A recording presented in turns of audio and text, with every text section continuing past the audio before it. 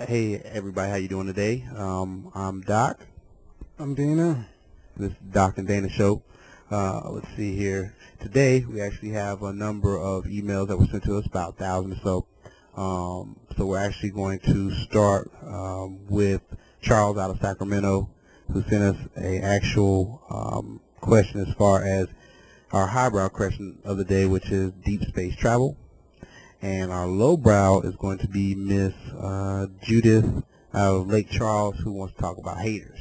So we'll start off with the highbrow, and we do actually attempt to research these. We are not actually scientists. We are what you would call speculative thinkers. So we're intellectuals, but we may not have the letters behind us, but we got the knowledge. We got the knowledge. So anyway, let's see here. To actually start off with deep space travel. Basically, we'll start with what Dana feels. Thank you. Well, like you said, I think this is something that has an incredible power to stimulate the imagination. When you consider everything that can be contained within what we would consider to be an infinite or near infinite universe. So like you said, to that respect, even though I may not understand exactly the hard science behind it, just the vastness of the possibilities is something that I think has a lot of power to, to stimulate the imagination. And so, one of those things is the idea of the possibility of intelligent life, somewhere out there. Some people would go so far as to say it would be arrogant of us to, to assume that we're like the only species that has evolved to intelligence. But I think once you consider like all the the extremely delicate balance of an ecosystem, and the almost infinite number of turns that a species can take during its evolution that can lead to its extinction, or that can any number of things that could that could contribute to to making a species the dominant species. I think it wouldn't necessarily be an arrogant thing to assume that, because it's life itself can be very delicate in some respects, and very very enduring, and powerful in other respects. So one of the things that another thing that that I was fascinated with as it relates to deep space travel is the ability of the idea of faster than light travel to create new innovations in in the way we think of propulsion, and propulsion on a scale that's going to be interplanetary or interstellar. So what were some of your ideas on that? Well, actually, reason two, we got only one microphone. We got one kind of broke down right now, so we got to go what we can for our fans. So we got the one mic. Kind of like being on stage, one mic. Yeah. Anyway, basically because of matter and energy being somewhat what they refer to as synonymous, or there's a number of theories that state that the only difference essentially between matter and energy is the arrangement of the subatomic particles.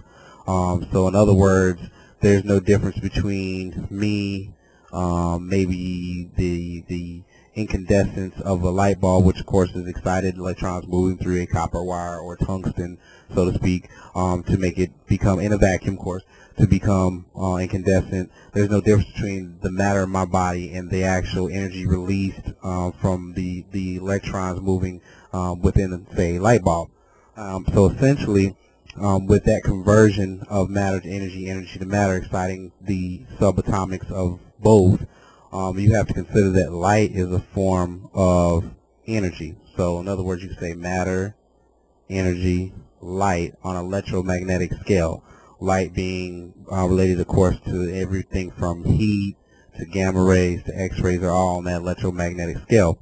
So in that sense, one of my ideas for deep space travel would be somewhat like a fax machine can transfer information electronically, how about taking matter, converting it to a higher level of energy, and then converting it into actually a concise beam of light, somewhat like a laser, and being able to beam it further out, at the speed of light, basically the laser's light, out to the farthest reaches of the universe, the known universe, and then somehow maybe having a time frame or time scale where a time signature actually where it could be reconfigured. In other words, everything that you touch, eat yourself has a what we refer to as a photonic signature.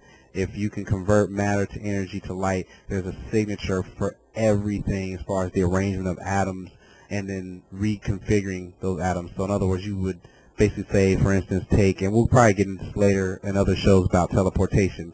You could take essentially, we just have something in the studio, roll a tape. And this is matter, of course, and you convert it into a higher level of energy, and the atoms are just sort of floating around scattered. Then at that point, then it's configured and beamed into a form of light. So actually, the atoms are within the beam or the laser, but I guess you'd have to have sort of a cool laser or something to that effect so you don't actually disrupt the I guess structural consistency of the atoms. I'm getting kind of deep, but basically like a fax machine, you're transferring information and sending it electronically. In this case, you're transferring information, say within me, within Dana, within say our ship, and then you're actually sending it as a signal through a laser and then reconfiguring it. That's one particular one that I have. And once again, let's refer to different forms of matter as far as gas, liquid, solid, and plasma. So plasma is also another means of transferring. And like I said, plasma is kind of that aqueous area between matter and energy. Look at fire. It's still physically there, and yet it's a form of energy. It's matter, but still a form of energy. So that's also something that you can consider. As long as you don't burn everybody up, you might be able to do that as far as a form of plasma for a ship, people, everything, and being able to send that at maybe the speed of light, possibly. Let's see. And of course, you'd have to have some form of separation. Of course, you don't want a big bloody ball of garbage and metal. So you'd have to be able to separate living beings from inanimate objects, of course, and just your clothing. You wouldn't want that on the inside of your body, your lung lining or something like that. So you have to make sure that the reconfiguration was precise down to no less than 1% of the atoms. You probably would maybe lose some consistency. People may have to be unconscious at the time, so that, because our brains do work off electricity, our central nervous system works off electricity. So if you're converting something on a subatomic level, you could disrupt that. You don't want to lobotomize anybody, so that's another consideration. But like I said, the beam of light or the laser means of transferring us might be possible as far as deep space travel.